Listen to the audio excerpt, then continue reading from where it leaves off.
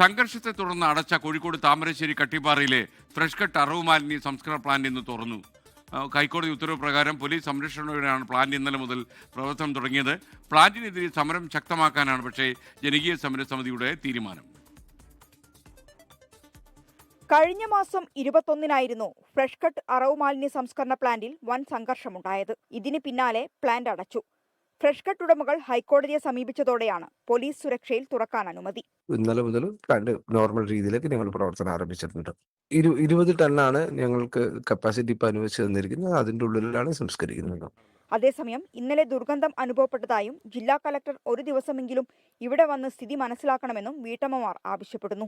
ഞങ്ങൾ ജീവിക്കാൻ കഴിയൂല. ഈ മക്കളൊക്കെ അങ്ങനെ എന്നും ചൂക്കാടാ. ഞങ്ങൾ കൊല്ലട്ടെ, നൽകിച്ച് ജീവിക്കുന്നേക്കാൾ നല്ല കൊല്ലുന്നതല്ലേ.